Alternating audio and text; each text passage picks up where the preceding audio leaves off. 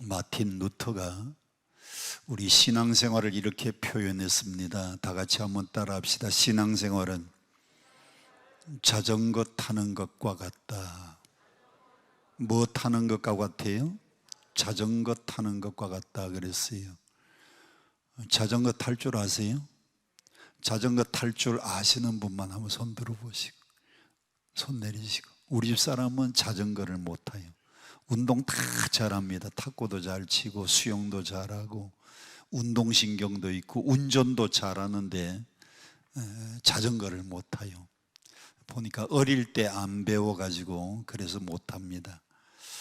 자전거를 타보면 두 가지, 페달을 밟지 않으면, 전진하지 않으면 어떻게 돼요? 자전거 타고 가다가 페달 안 밟으면 넘어집니다. 아무리 자전거를 잘 타도 페달 밟지 않으면 넘어져요. 신앙생활은 여러분 아무리 믿음이 좋다 그래도 믿음의 페달을 밟지 않으면 기도하고 말씀 묵상하고 찬송하고 하나님 의지하지 않으면 우리 신앙이 금방 무너집니다. 여러분이 신앙은 참 좋다고 예배 안 드리고 교회 안 나가고 찬송 생활 안 하고 기도 생활 다 끊고 말씀 묵상도 않고 신앙에 중단하면, 신앙의 믿음의 페달을 밟지 않으면 믿음이 넘어져 버리고 맙니다. 그래서 마틴 루터는 신앙생활은 뭐 하는 것과 같다? 자전거 타는 것과 같다 그랬어요. 두 번째로, 자전거 타보시면 올라갈 때가 쉬워요? 내려갈 때가 쉬워요? 내려갈 때가 쉬워요. 그러면 언제가 힘들어요? 올라갈 때가 힘들어요. 어떨 때는 이 언덕이 아주 가파를 때는 숨이 헉헉 막힐 정도로 페달을 열심히 밟아야 됩니다. 그런데 그때 누가 뒤에서 조금만 밀어주면, 자전거 타다가 힘들 때 조금만 밀어주면 언덕을 수월하게 올라갈 수 있어요. 그래서 요즘은 일반 자전거도 많이 타지만은 이 전기 자전거가 요즘 많이 나왔습니다. 전기 자전거는 두 가지 방식이 있는데, 하나는 스로틀 방식이 있고 또 하나는 파스 방식이 있습니다. 전문 용어를 써가지고 여러분들은 지금 무슨 말 하는가? 파스 방식은 PAS인데, 이 파스라고 하는 단어는 페달, P는 페달이고요, 그 다음에 A는 어시스트라고 하는 단어이고 S는 시스템입니다. 페달을 이렇게 밟으면 전기가 뒤에서 조금 밀어주는 겁니다. 내가 페달을 밟으면 전기 자전거가요 뒤에서 확확 밀어줘요. 누가 사람이 밀어주는 것처럼 전기 자전거는요, 페달을 내가 조금만 밟으면 전기 힘이 막 밀어줘요. 그래서 언덕을 수월하게 올라가요. 또 하나 스로틀 방식은 뭔가 하면, 오토바이 타보셨어요? 오토바이? 이 오토바이도 안 타본 사람하고 이런 얘기를 하려니까 통하지를 않네요. 저도 2년간 오토바이를 타봤어요. 신학대학을 졸업하고 저 경상북도 금능군 간문면 태촌이라고 하는 아주 시골에 단독 목회를 갔는데 하루에 4번밖에 버스가 안 들어와요. 그 버스 시간을 놓치면 그냥 한나절 다 가버립니다. 그래서 할 수 없이 90cc 오토바이를 사가지고 탔는데, 오토바이는 시동 걸고 난 다음에 이렇게 스로틀 이만큼 땡기면은 기름이 땡기는 만큼 많이 나옵니다. 조금 땡기면 오토바이가 천천히 가고, 조금 더 땡기면 더 빨리 가는 거예요. 이거 스로틀 방식이라고 하는데, 그래서 이 전기 자전거도요, 이렇게 꼭 오토바이 비슷하게 이렇게 땡기면, 조금 땡기면 살살 가고 많이 땡기면 잘 나가는 그런 시스템이 있습니다. 그래서 우리 신앙생활도 참 내가 힘들고 피곤하고 지칠 때에 뒤에서 조금만 밀어주는 분이 있으면 수월하게 언덕을 올라갈 수 있는 것처럼, 나의 등 뒤에서 나를 도우시는 주, 내가 힘들고 피곤하고 지치고 어려울 때에 내 등 뒤에서 나를 밀어주는 분이 계신데, 그분이 누구일까요? 우리 주님이 여러분이 힘들어하고 어려울 때에 여러분도 모르는 사이에 뒤에서 밀고 계시다는 것을 믿으시기를 바랍니다. 여러분이 피곤하고 지쳤을 때 잘 달려갈 수 있도록 우리 주님이 배후에서 밀어주고 계시, 눈에는 안 보이는 그분이 여러분을 밀고 계십니다. 할렐루야. 낙심하지 말고 꾸준히 가기만 하면 넘어지지 않도록 내 배후에서 도와주시는 주님. 할렐루야. 나 뒤에서 도와주시는 주님. 자, 오늘 말씀의 제목이 몇 가지 발견이라고 했습니까? 들었는데도 다 잊어버리죠. 세 가지 발견. 한번 따라 합시다. 세 가지 발견. 저는 세 가지 이런 걸 좋아해요. 제가 이렇게 세 가지 하는 것을 좋아하는 이유가 있습니다. 제가 톨스토이의 책을 읽다가 보니까 톨스토이의 책 가운데 단편 소설인데 세 가지 질문이라고 하는 소설이 있어요. 톨스토이가 쓴 책인데 톨스토이는 우리에게 세 가지를 물어봅니다. 첫 번째 질문, 이 세상에서 가장 귀한 시간은 언제인가? 이 세상에서 가장 귀한 시간은 톨스토이는 지금이라 그랬어요. 어제는 지나간 과거요, 다시는 돌아오지 않습니다. 내일은 아직도 다가오지 않은 미래이기 때문에 아직 다가오지 않았으니까 소중하지 않는데 언제가 제일 소중한가 하면 지금이 제일 소중하다는 겁니다. 여러분, 아까 시간에도 귀한 강사님 오셔서 은혜 받으셨죠? 아까도 은혜 받았죠? 우리 김희수 목사님이 오셔서 은혜 받았는데 그때도 은혜 받았지만 또 언제 은혜를 받아야 돼요? 지금 은혜를 받아야 돼요. 이 세상에서 제일 귀한 시간은 언제다? 지금이다. 두 번째로 톨스토이는 이렇게 질문합니다. 이 세상에서 가장 귀한 사람은 누군가? 그 책에서 이렇게 대답합니다. 지금 바로 내 옆에 있는 사람. 집에서는 내 옆에 있는 아내, 내 옆에 있는 남편, 또 교회 오면 함께 신앙생활하는 신앙의 동지들, 김 집사님, 이 집사님, 내 옆에서 같이 신앙생활하는 그분들, 또 기도원에 와서 여러분 정말 내 옆에 지금 있는 그분이 이 세상에서 제일 귀한 분들입니다. 오늘 기도원에 올 때 혼자 오지 않고 함께 오신 분들 복 있는 분들이에요. 왜냐하면 이 세상에서 제일 귀한 분들하고 오셨으니까 그분들 더 은혜 받으시기를 바랍니다. 세 번째로 이 세상에서 제일 귀한 일은 무엇인가? 톨스토이는 이렇게 답변합니다. 지금 내 옆에 있는 사람을 사랑하는 일이다. 뭐 하는 일? 사랑하는 일. 여러분, 한평생 사랑해도 그 사랑을 다 주지 못하는데 언제 미워하고 시기하고 질투하고 싸울 시간이 언제 있습니까? 사랑하고 살아도 다 사랑을 주지 못하고 다 사랑받지 못하고 세상을 떠나야 되는데, 제가 오늘 낮에는 입관 예배를 한 군데 다녀왔어요. 85세 되신 분이 안수 집사님이 돌아가셔가지고 입관 예배 다녀왔는데 잠깐입니다. 하나님이 부르시면 잠깐 사이에 우리도 가야 돼요. 그러니까 사랑하고 살아야 돼요. 미워하고 싸우고 증오하고 시기하고 질투하고 살아야 돼요. 어떻게 하고 살 겁니까? 아이고, 정답 말고 여러분이 지금까지 살아온 방식을 얘기해 보세요. 정말 사랑하고 살기를 원합니까? 아멘. 그래서 제가 이렇게 세 가지 이런 걸 좋아해요. 제가 늘 말씀드리는 것 가운데 우리 믿는 사람은 세 가지를 받아야 된다 그러잖아요. 믿는 사람 몇 가지 받아야 돼요? 세 가지 받아야 되는데, 첫째, 예수 믿는 사람 구원 받아야 돼요. 구원. 예수 믿었는데도 구원 못 받으면 제일 불쌍한 인간입니다. 예수 믿었으면 구원 받아야 돼요. 에베소서 2장 8절, 너희가 믿음으로 말미암아 그 은혜로 구원을 얻었나니 이것은 너희에게서 난 것이 아니오 하나님의 선물이다. 예수 믿으면 믿음으로 말미암아 구원받습니다. 여러분은 믿음으로 구원받은 줄로 믿습니다. 구원받으신 분들만 아멘. 두 번째는 우리는 뭘 받아야 되느냐? 예수 믿는 사람은요, 성령 받아야 돼요. 성령. 왜 성령 받아야 되느냐? 예수 믿고 구원받았지만은 천국 생활하는 게 아니고 이 세상에서 살아가야 되는데, 우리가 살고 있는 이 세상은 요한 1서 2장 15절처럼 육신의 정욕과 안목의 정욕과 이생의 자랑. 우리가 살고 있는 이 세상은 유혹이 많아요. 육신의 정욕, 안목의 정욕, 이생의 자랑.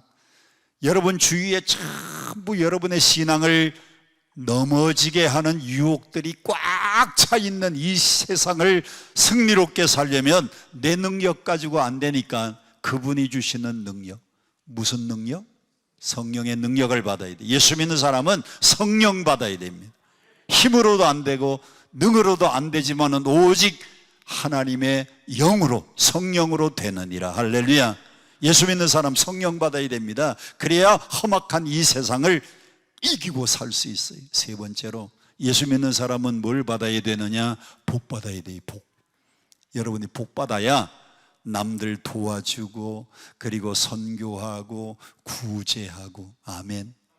아멘 하신 분들은 복 받아서 나누어주고 구워주고 선교하고 이웃을 돕고 살고, 아멘 안 하고 가만히 꼬다 놓은 보리자락처럼 앉아 계신 분들은 날마다 옆집에 돈 꾸러가고 돈 빌려러 가고.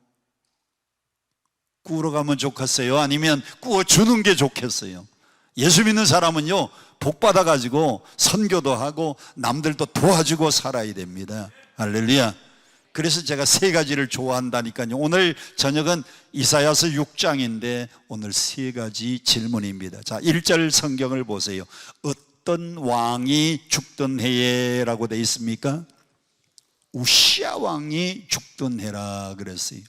그럼 우시야는 누군가 하면 성경에 나오는 이 우시야는요, 어떤 인물인가 하면 우시야는 BC 790년부터 739년까지 장기간 통치한, 이스라엘을 통치한 왕인데 성경에서 그는 선한 왕이었다. 그런데 말년에, 우시야가 말년에, 옛날에는 문둥병 그랬는데 요즘은 한센씨 병이라고 하지요. 말년에 이 한센씨 병이 걸렸던 사람이 우시야입니다. 그런데 하나님의 은총으로 그 병 고침 받았는데 그 우시야 왕이 결국은 죽었다 그랬어요. 자, 고개 들고 저를 보세요. 한 나라의 왕이 죽으면은 나라가 혼란해질 수 있습니다. 첫째, 왕이 죽고 나면요, 정치적인 공백이 생길 수 있어요. 정치적인 공백이 생기면 사회가 혼란할 수 있고요, 사회가 혼란해지면 경제도 어려워질 수가 있습니다. 우리나라에 언제가 가장 위험했는가 하면 12.6 사태 때에 궁정동에서 김재규의 총에 맞아가지고 박정희 대통령이 시해 당했을 때, 그때에요 전군의 비상경계령을 내렸습니다. 왜 비상경계령을 내렸는가 하면 한 나라의 왕, 그것도 18년 동안 막강한 통치를 하던 박정희 대통령이 시해를 당해서 죽고 나니까요, 저 이북에서 쳐들어올까 봐 1군, 2군, 3군 전군에다가 비상명령을 내렸어요. 잘 대비하라고. 우리 남한에서 그때 북한이 쳐들어올까 봐 굉장히 겁을 먹었어요. 오랫동안 정권을 잡고 있던 이 정치가 한 사람이 죽으면 정치적인 혼란과 사회적인 혼란과 경제적인 혼란이 올 수 있으니까 그때가 나라가 위험할 때. 반대로 북한에서는 언제 제일 걱정을 했는가 하면 김일성이가 죽었을 때에, 김정은이가 죽었을 때에 남한에서 올라오면 어떡하나 하고 걱정을 했대요. 그때 알았으면 우리가 좀 올라갈 걸 그랬어요. 김정은이가 오랫동안 통치를 하다가 갑자기 죽으니까요, 남한에서 쳐들어올까 봐 겁을 냈다는 겁니다. 누가 그 얘기를 전했는가 하면 이북에서 넘어온 황장엽 씨, 최고의 정보를 가지고 있던 황장엽 씨가 와서 털어놓았어요. 김일성이가 죽었을 때 김정은이가 두 번째가 누구죠? 김일성 다음에 지금이 김정은이고 김정일. 그 죽었을 때 남한에서 쳐들어올까 봐 굉장히 겁을 먹었대요. 자, 우시야 왕이 BC 790년부터 739년까지 장기간 통치했던 그 왕이 죽었다는 겁니다. 그러니까 나라의 왕이 죽으니까 정치적인 혼란과 그리고 사회적인 혼란과 경제적인 혼란이 올 수 있으니까 나라를 위해서 지금 기도하기 위하여 누가 하나님의 성전에 나갔는가 하면 이사야라고 하는 하나님의 선지자가 성전에 기도하기 위해서 성전으로 찾아간 겁니다. 여러분, 우리 예수 믿는 사람은 나라와 민족을 위해서 기도해야 될 사명이 있는 줄 믿습니다. 여러분들이 나라와 민족을 위해서 기도해야 됩니다. 왜냐하면 나라와 민족이 없으면 신앙 지킬 수가 없어요. 제 친구 목사님이 북한의 강양욱 목사가 회담을 하자 그래서 판문점을 넘어가지고 육로로 금강산에 가서 금강산 호텔에 들어갔습니다. 그래서 북한의 강양욱 목사를 만나서 한기총 대표고 그러니까 가서 거기서 대담을 했어요. 북한에서는 대담하면요 반드시 정치적인 목적과 경제적인 목적 가지고 만나자고 하는 겁니다. 그런데 목사님이 올라가면서 우리 남측의 목사님들은 정치적인 얘기하지 말자, 경제적인 얘기하지 말고 신앙, 교회 얘기만 하자. 그래서 올라가 가지고요, 옛날에 북한 평양 땅에 교회들이 얼마나 많았는지 6.25 이전에는요 남한보다도 북한이 교회가 훨씬 더 많았어요. 북한의 교회가 그때 몇 개가 있었냐면 3,425개의 교회가 있었는데 공산 정권이 들어오면서부터 교회를 싹 말살하고 지금 교회가 둘밖에 없는 겁니다. 그 교회가 칠골교회하고 또 하나는 여러분이 잘 아는 무슨 교회? 북한에 딱 교회가 2개 있잖아요. 봉수교회, 칠골교회 2개의 교회밖에 없어요. 그것도 언제 만들었는가 하면 1988년 다음에 우리가 올림픽 하고 나니까 그 다음 해에 세계 청소년 대회를 이북에서 하게 되었는데 이북에도 종교의 자유가 있다, 교회가 있다는 걸 보여주기 위해서 갑자기 없는 교회를 만들어 세운 것이 그것이 바로 그 2개 교회입니다.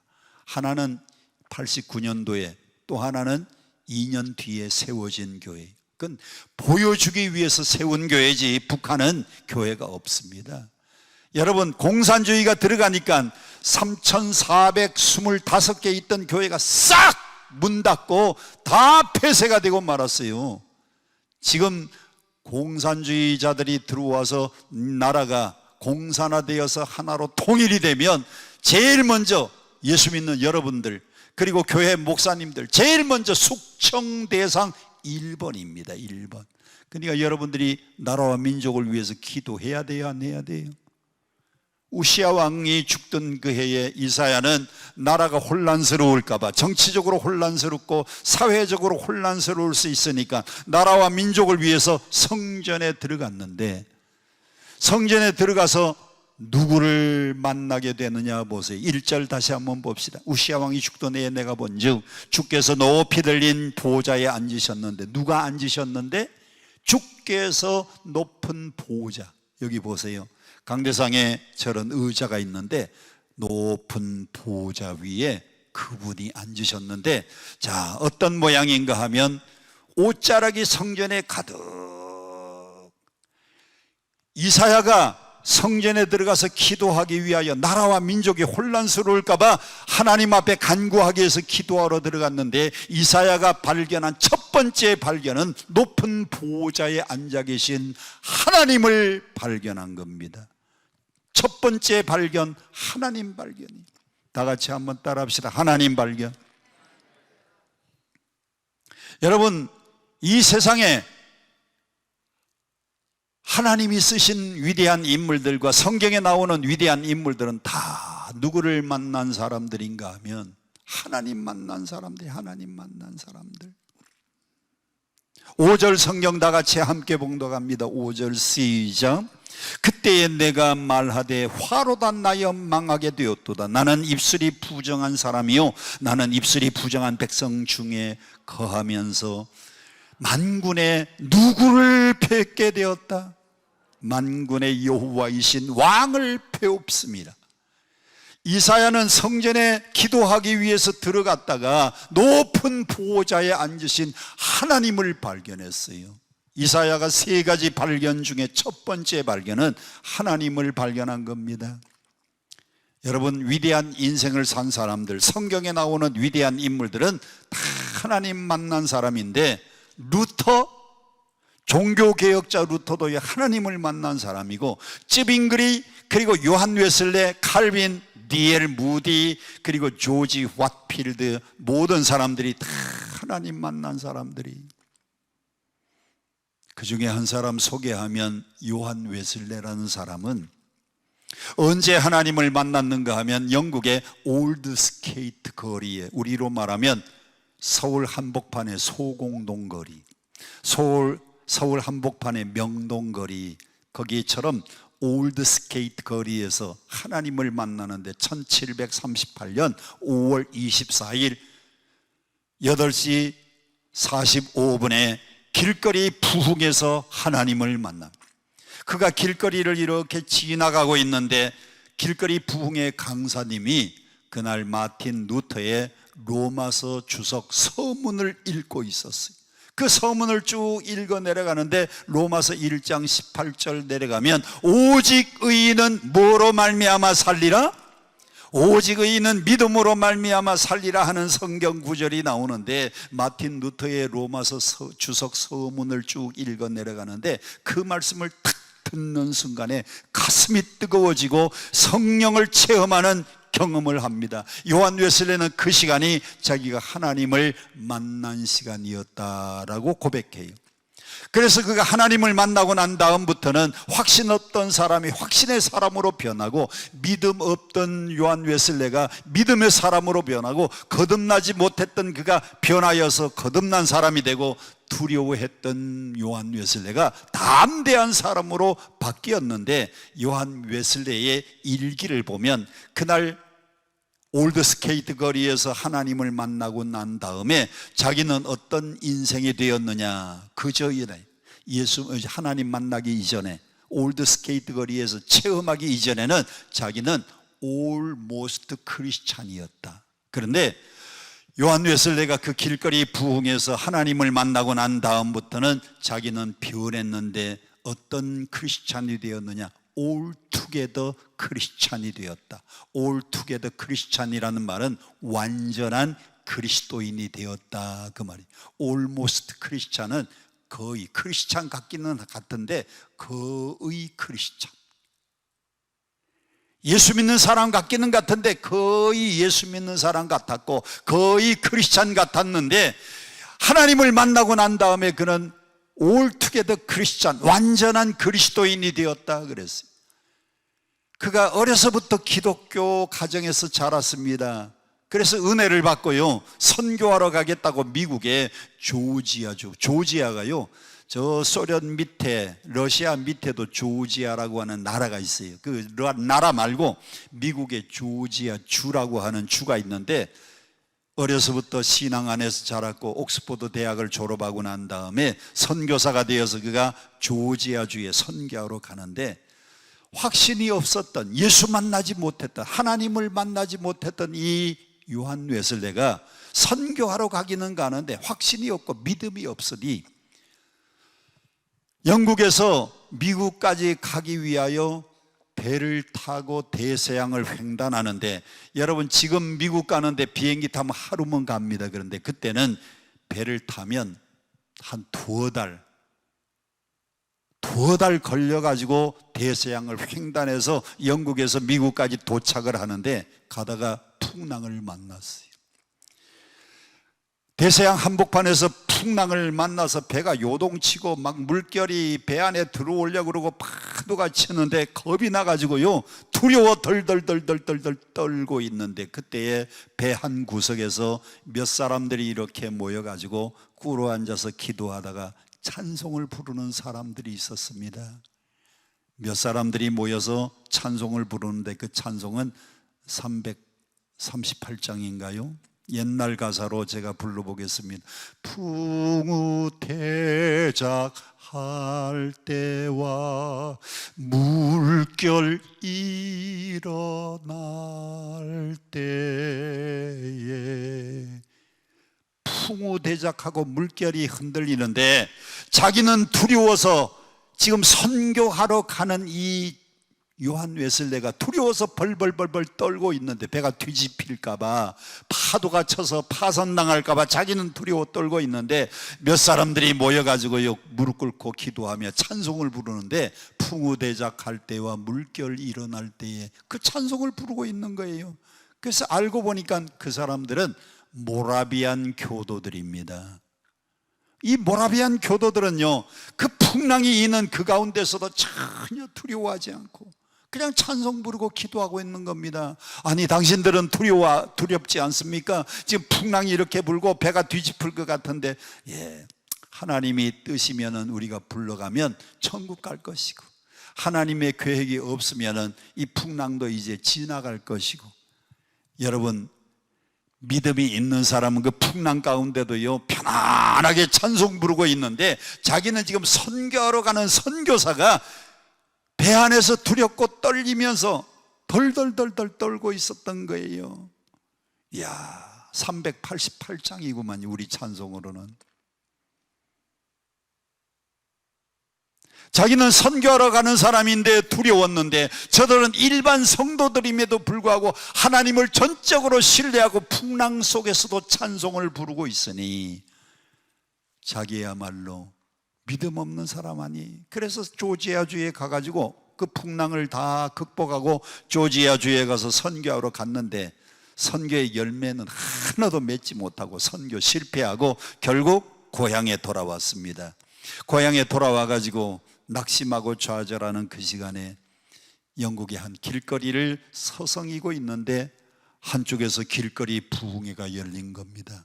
그 길거리 부흥회의 강사 목사님의 목소리가 오직 의인은 믿음으로 말미암아 살리라. 그 말씀을 들을 때 가슴이 뜨거워지고 변화받는 놀라운 체험을 하고 하나님을 만났습니다. 그리고 난 다음에는 이 두렵고 떨렸던 이 요한 웨슬레가 어떻게 됐는가 하면, 세계는 나의 교후다, 세계는 나의 교구다. 지구를 7바퀴 돌 정도의 거리를 말 타고 다니면서 복음을 전하고 하나님을 증거하는 사람이 되었어요. 할렐루야. 여러분, 인생에 방황하는 사람은 하나님을 만나야 끝나는 겁니다. 여러분도 인생에 방황하지 말고 하나님 만나시기를 축원합니다. 그날 이사야가 우시아 왕이 죽고 나라와 민족을 위해서 정치적으로 혼란하지 않도록, 사회가 혼란하지 않도록 기도하기 위하여 갔다가 높은 성전에 보좌 위에 옷자락이 끌리는 그분을 보았어요. 얼굴은 못 봤어요. 옷자락이 쫙 성전 바닥에 그냥 가득한데 그 모습만 보았는데, 그가 고백한 말이, 나는 부정한 백성 중에 거하면서 만군의 여호와이신 하나님을 배웠다, 하나님 배웠다 그랬어요. 여러분, 하나님이 쓰신 인물 가운데 어거스틴이라는 사람이 있습니다. 어거스틴도요, 혼자 고민과 갈등에 빠져 있을 때에, 밀란에 살고 있는 친구 알피우스라고 하는 친구 집에를 갔습니다. 그 집에 가가지고 친구를 만나서 좀 대화를 하려고 그러는데, 그 집에 갔는데 갑자기 요즘으로 말하면 소나기가 확 쏟아지는 겁니다. 여러분, 소나기가 쏟아지고 여름에 장마철에 소나기 쏟아질 때에 제일 무서운 게 뭔가 하면 번개가 치고 낙뢰가 떨어지는 거예요. 그런데 번개가 치고 낙뢰가 떨어지는데 나무 밑에서 비를 피하고 있는데요, 번개가 치고 낙뢰가 떨어졌는데 같이 서 있던 친구는 죽고 자기는 살았어요. 친구는 죽고 자기는 살았어요. 그 가운데서요 하나님을 만난 겁니다. 얼마나 두려운지. 한 사람은 죽고 자기는 살았으니 하나님께서 그에게 음성을 들려주었습니다. 동네 아이들이 노래를 부르는데 그 노래 가운데 후렴 노래가 이런 부분이 있었습니다. 톨레레게 톨레레게 톨레레게 톨레레게라는 말은 집어 읽어라, 집어 읽어라, 집어 읽어라, 집어 읽어라. 그래서 성경을 집어서 읽었는데 딱 무슨 성경이 펼쳐졌는가 하면 로마서 13장 13절이 펼쳐진 겁니다. 로마서 13장 13절을 딱 펼쳐서 보니까 다음과 같은 말씀이었어요. 우리가 잘 아는 말씀입니다. 밤에와 같이 단정히 행하고 방탕과 술 취하지 말며 음란과 호색하지 말고 다투거나 시기하지 말고 오직 주 예수 그리스도로 옷을 입고, 다 같이 한번 따라합시다. 주 예수 그리스도로 옷을 입고, 더 크게 주 예수 그리스도로 옷을 입고 정욕을 위하여 육신의 일을 도마하지 말라. 어거스틴이요 16년 동안 방탕생활을 하다가 이 말씀에 꼬꾸러져 가지고 완전히 깨어지고 말았습니다. 그때부터 예수 그리스도로 옷 입고 정욕을 위하여 육신의 일을 도마하지 않고 하나님의 일을 전념하는 하나님의 일꾼이 되어서 누구도 어거스틴을 보고요 탕자라 그러지 않고, 어거스틴 앞에는 반드시 수식어가 하나 붙어서 따라다니는 말이 있는데 성 어거스틴, 성 어거스틴, 세인트 어거스틴. 그가 성자라고 하는 별명을 얻게 되었어요. 오늘 여러분들도 이 기도원에 와서 여러분 다른 거 다 못 만나도 괜찮습니다. 이 기도원에 와서 기도하는 중에 하나님 만나고 돌아갈 수 있기를 축복합니다. 이사야가 첫 번째 발견, 성전에 들어가서 하나님을 만난 것이 그의 인생의 최고의 축복이었습니다. 두 번째, 이사야는 뭘 발견했느냐? 성경 5절 다 같이 함께 보겠습니다. 다 같이 시작. 그때에 내가 말하되 화로다 나여 망하게 되었도다. 나는 입술이 부정한 사람이요 나는 입술이 부정한 백성 중에 거하면서 만군의 여호와이신 왕을 배웠음이로다. 아멘. 두 번째, 이사야가 뭘 발견했느냐? 성전에서 만군의 여호와 하나님을 발견했는데 만군의 여호와 하나님을 보니까 그 하나님은 너무 거룩한 하나님. 그래서 천사들이 그 하나님을 향하여 3번 노래하는 노래가 나옵니다.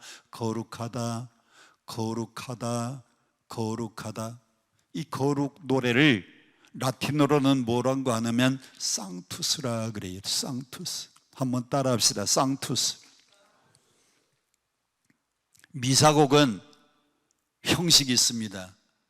미사곡의 형식이 있는데 제일 첫 번째 미사곡의 노래는요 뀌리에, 오 주여 나를 불쌍히 여기소서. 뀌리에가 반드시 들어가야 돼요. 그 다음에 두 번째가 뭘 들어가야 되면 이 상투스, 거룩이 들어가야 돼요. 모든 미사곡 노래는, 여러분 교회가 큰 교회는 모차르트의 미사곡, 누구의 미사곡, 미사곡을 많이 성탄절이나 아니면 크리스마스 때, 크리스마스가 성탄절이면 부활절 때나 추수감사절 때나 이 미사곡을 찬양할 때에 제일 앞에 뀌리에, 오 주여 우리를 불쌍히 여기소서. 그 다음에는 거룩 거룩 거룩 거룩. 이게 상투스라는 거예요. 상투스. 이사야가 성전에 들어가서 하나님을 보니까요 하나님은 너무너무 거룩한 하나님인데 그 거룩한 하나님을 바라보는 순간에 자기의 모습을 보니까 자기는 어떤 모습이었느냐? 나는 입술이 부정한 사람이요 입술이 부정한 백성 중에 거하는 나는 죄인 중에 죄인이로구나. 이사야가 발견한 것은 두 번째, 자기를 발견한 겁니다. 자기를 발견했어요. 이 세상에서 제일 위대한 발견은 어떤 발견인지 아세요? 사람들은 말합니다. 이 세상에서 최고의 발견은 콜럼버스가 신대륙을 발견한 거라 그랬는데, 여러분 콜럼버스가요 신대륙을 발견한 이유가 있어요. 고개 들고 저를 좀 보세요. 남자들은 좀 무모한 데가 있어요. 남자들은 뭐 한 데가 있다고요? 남자들은 무모한 데가 있어요. 그냥 배 타고 그냥 무조건 나가서 방황한 겁니다. 콜럼버스도 남자고요. 그냥 목적지 없이 그냥 무조건 나가서 방황하다가 보니까 신대륙을 발견했어요. 그러니까 여러분들이 남편들하고 어디 멀리 가다가 길 잃어가지고 막 헤매면 가만히 내버려둬요. 또 하나의 신대륙을 발견하는지도 몰라요. 이 세상의 최고의 발견은 콜럼버스가 신대륙을 발견한 거라고 하는데, 그것보다 더 큰 발견이 있습니다.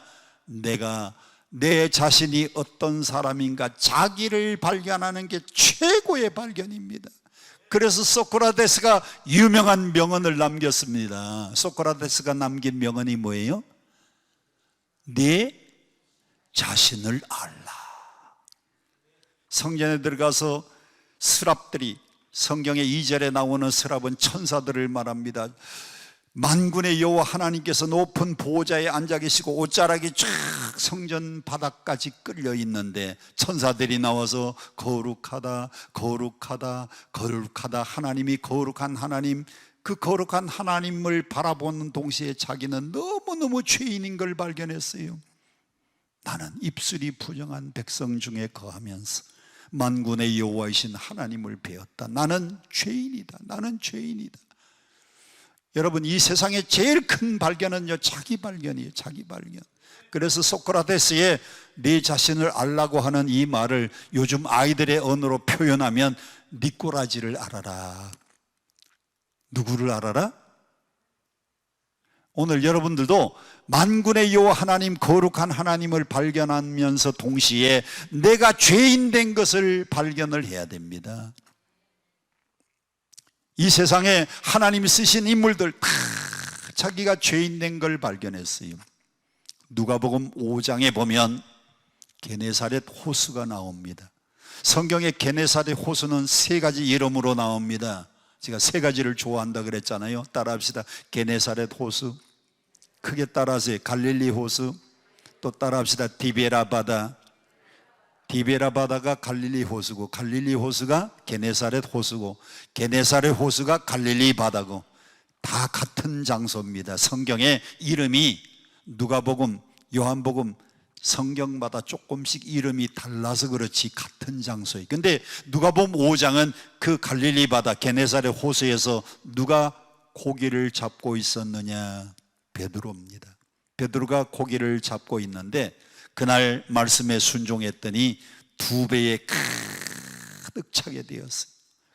그래서 그물을 끌어올려 보니까 자기 배가 가득했습니다.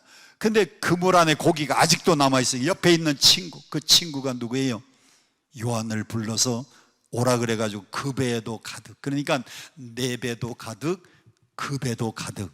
그게 만복입니다. 만복, 복복자 만복.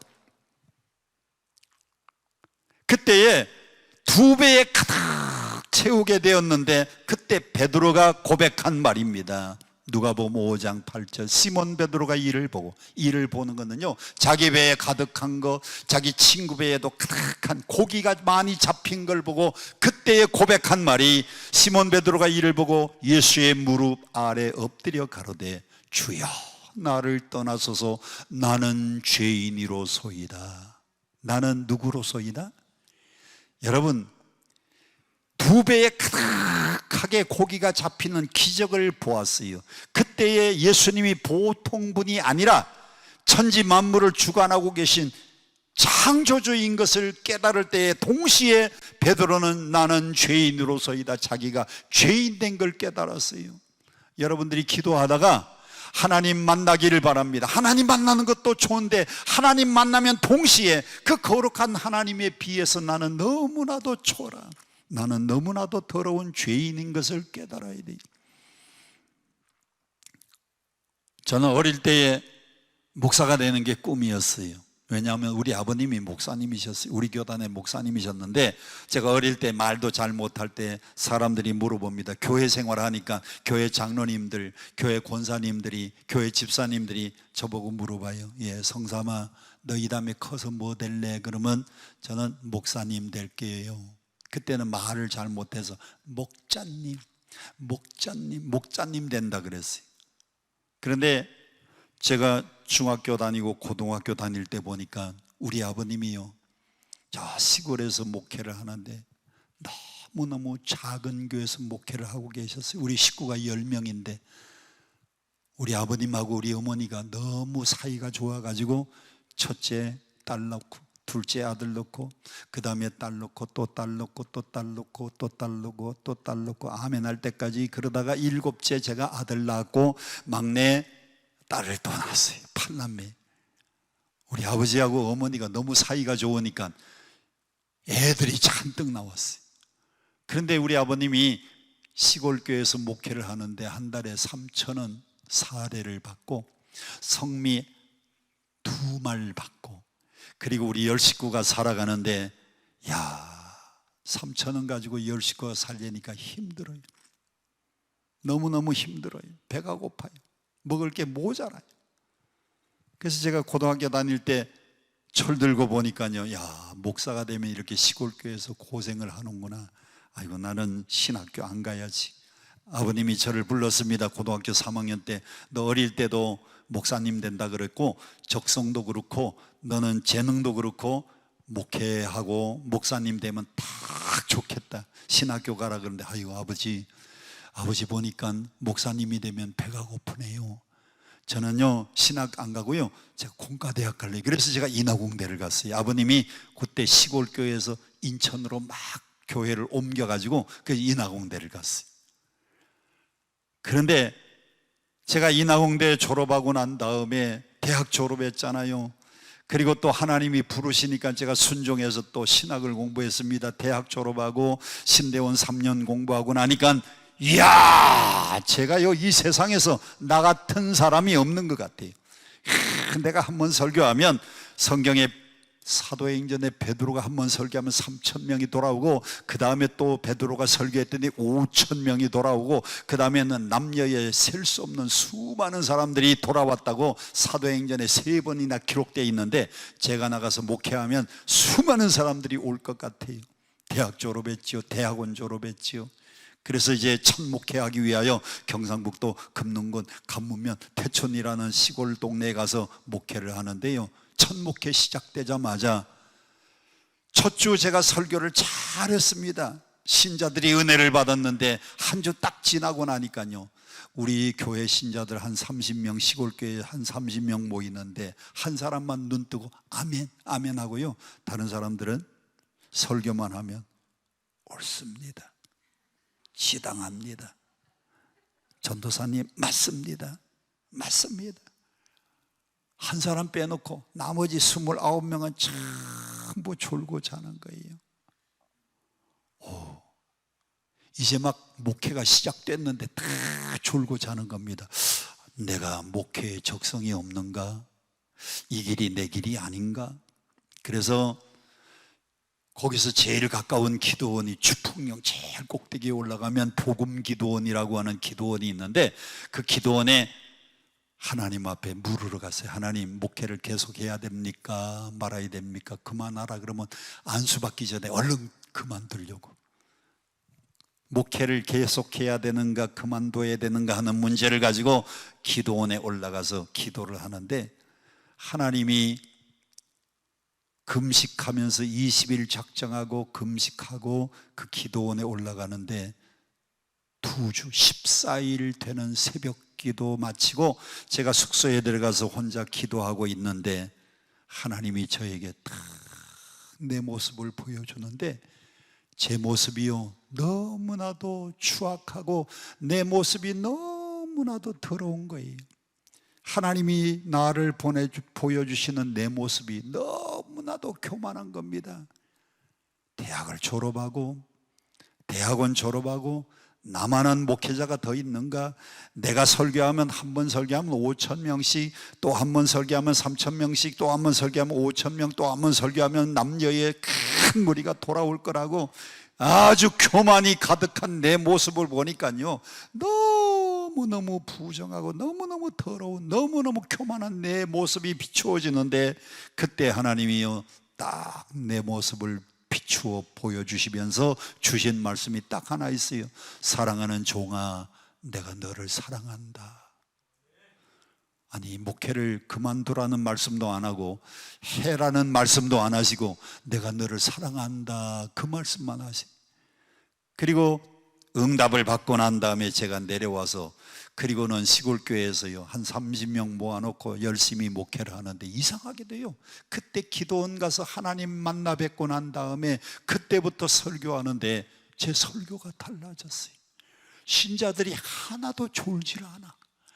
그 시골교회에 농사 짓고 피곤한 이 신자들이 교회 와가지고요 제 설교를 들으면서도 아멘, 눈을 끝까지 아멘, 끝까지 뜨고 아멘, 아멘. 그래서 제가 어떻게 달라졌는가 하고 그 설교한 설교 테이프, 그때는 매주마다 예배 마치고 나면 설교를 녹음 테이프에다 녹음을 했는데 제가 하나님 만나기 전에 제 설교를 들어보면 아주 쩍쩍입니다. 어떤 철학적 그리고 신학적 논리적 아주 쩍쩍 설교가 너무너무 어려워요. 내가 들어도 무슨 말을 했는지 잘 못 알아듣겠어요.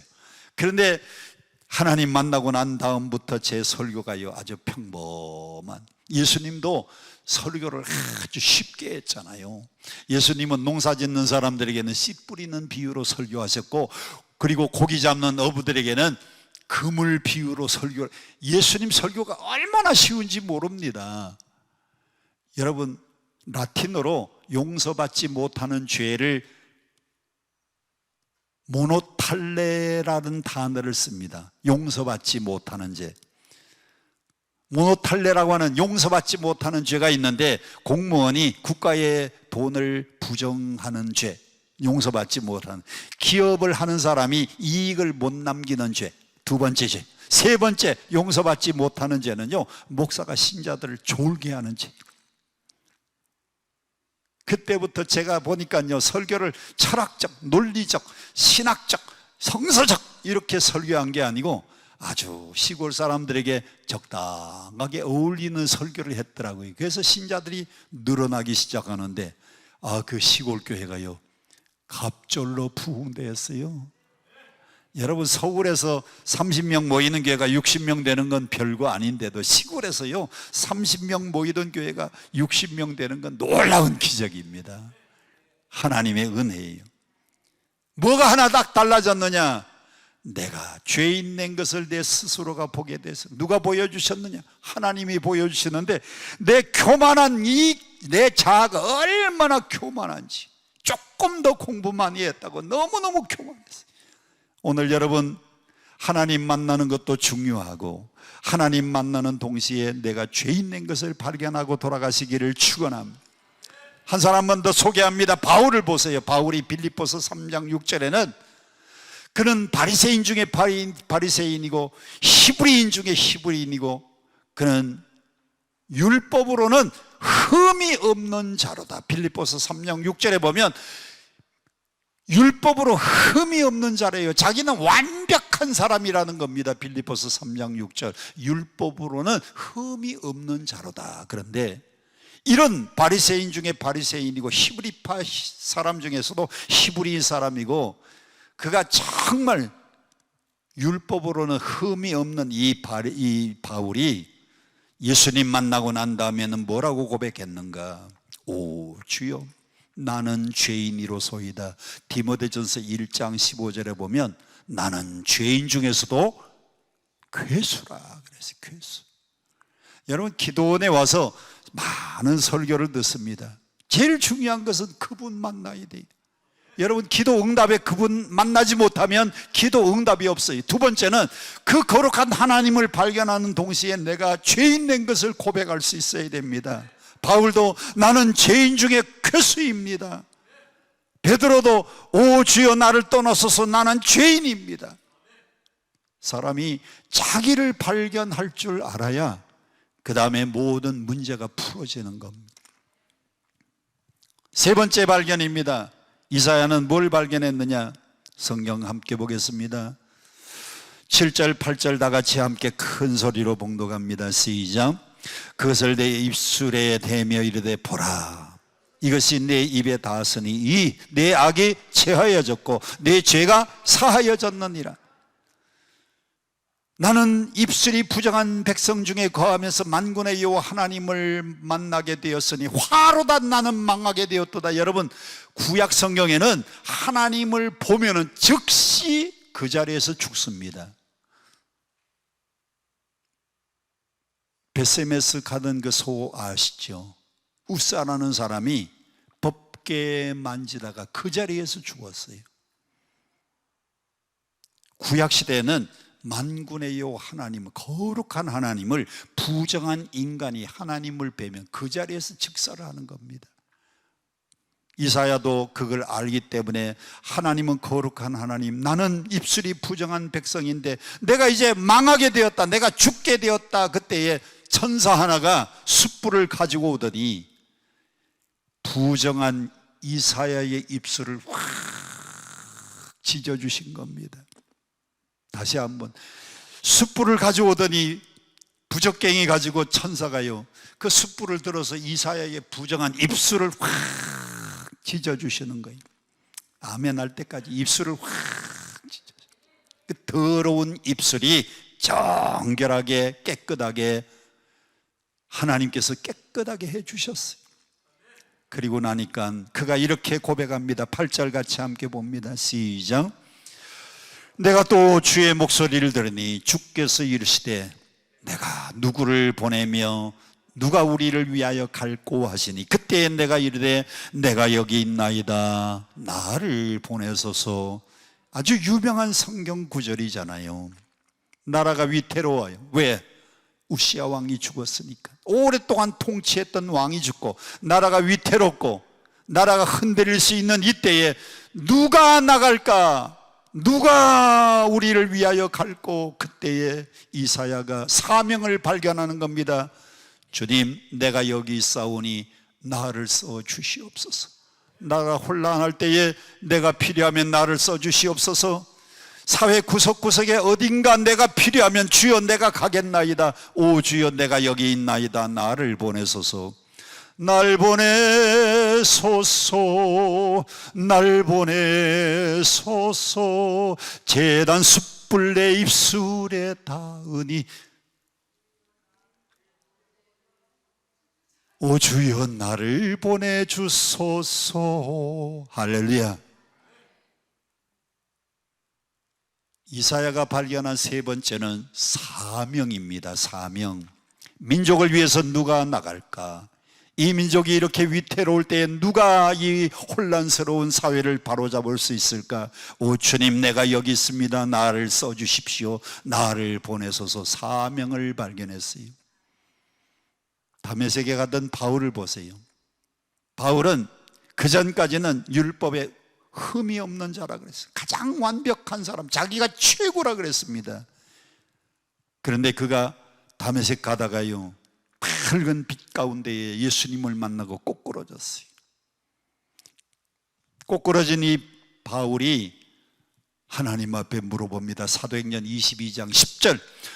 내가 가로되 주여 무엇을 하리까? 그때에 주님이 답변하십니다. 주께서 이와 같이 우리를 명하시되 내가 너를 이방의 빛을 삼아 너로 땅끝까지 구원하게 하리라.